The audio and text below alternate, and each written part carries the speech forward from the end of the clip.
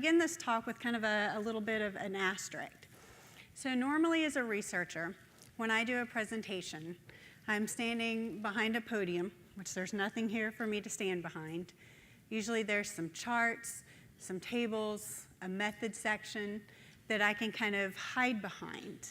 So this is a new experience for me. So I'm asking that you just be with me a little bit in this kind of new venue. But I'm really, really excited to bring it to you and hopefully share my love and passion for chiropractic. And it is true, I absolutely love our profession.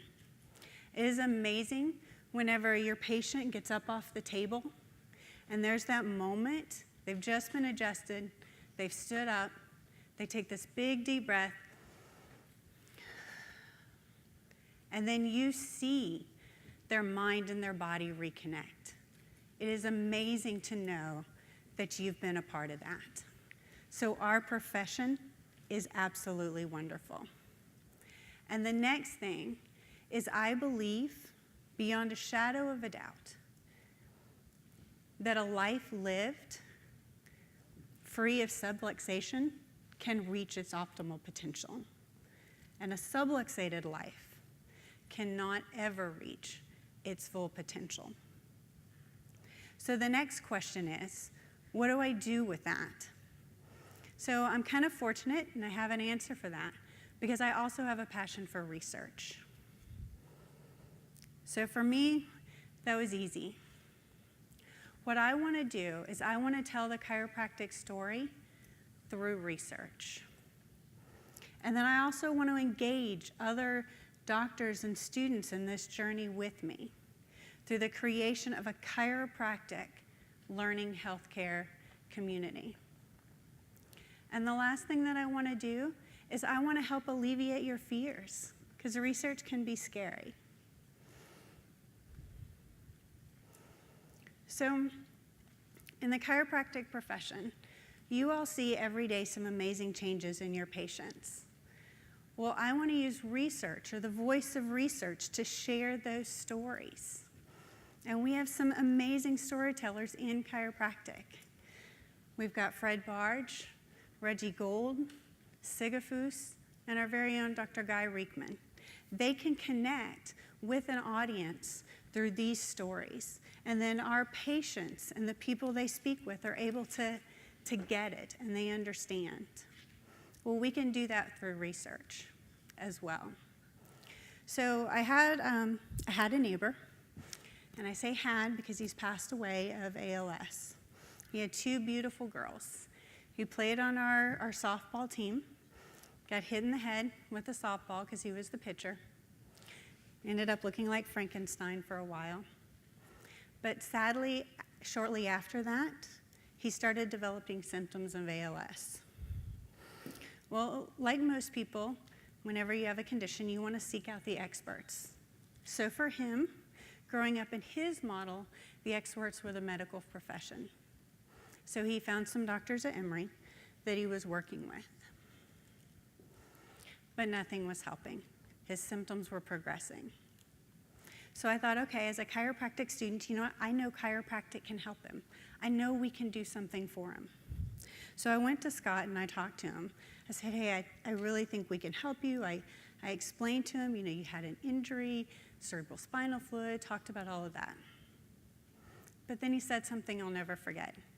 He looked me straight in the eye and said, okay, where's the research? So as a research track student, I did what any research student would do. I went to the literature. And I was so saddened to find there was nothing. There was nothing I could give him about ALS and chiropractic.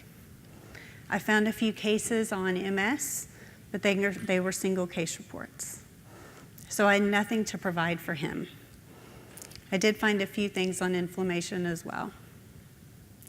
So ultimately, he continued the care at Emory, and he passed away shortly thereafter. Well, I actually came to another Life Vision, and there was a guy talking about how he was able to help ALS patients and how they would begin to line up in his waiting room. Well, I wonder if we had taken the next steps to share that through research, could I have shown that to Scott and made a difference in his life? So we have to tell the chiropractic story, but let's do it through research as well. There's a lot that we can do. So the next thing I wanted to do was create a learning healthcare community. And the unique thing about a learning healthcare community is that we do this together. So it's the field practitioners and the researchers working together. We're looking to find what are the gaps in the literature, and then what are we going to do about it? We can design studies to fill those gaps. We can implement those studies in your practices. For instance, in January, we're about to launch a research study on vision.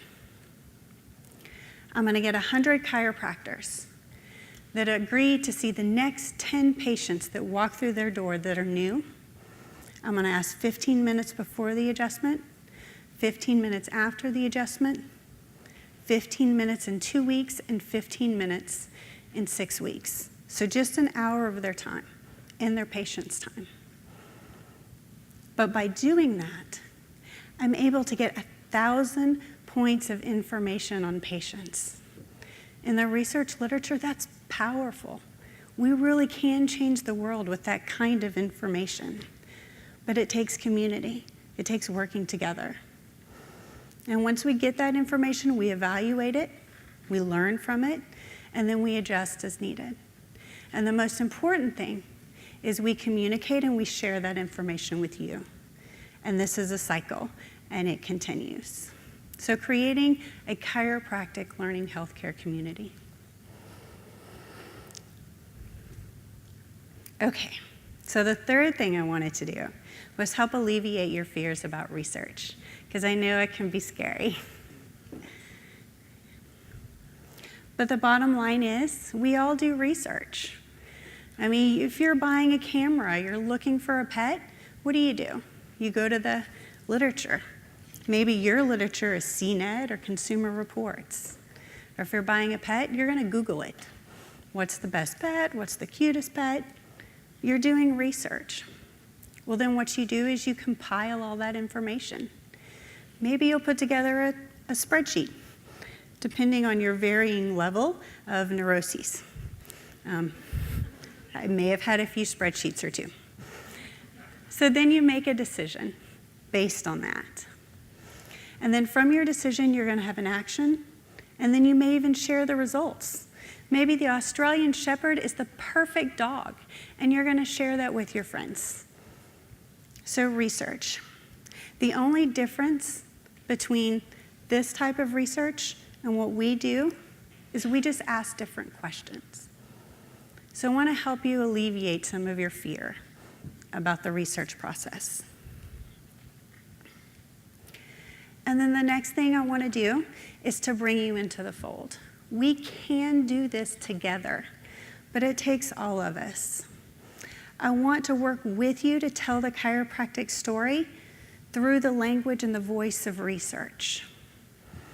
I also want to help overcome your fears about getting involved in research. And then I'm going to step on my soapbox for just a minute, because there are some common misconceptions. And this cartoon, I think, really illustrates those. So in this cartoon, you have this guy, and he's like, oh my gosh, everybody who went to the moon is eating chicken. So then there's this other guy, he's like, oh, good grief, chicken makes you go to the moon. You laugh, and this cartoon seems funny, but in reality, this happens. People make these leaps from A to Z without filling in the gaps or making sure the gaps are correct. But it is possible, working together to fill in the B, C, D, and E, to make a difference and to make sure you're on the right path through research. So I'm stepping off my soapbox now.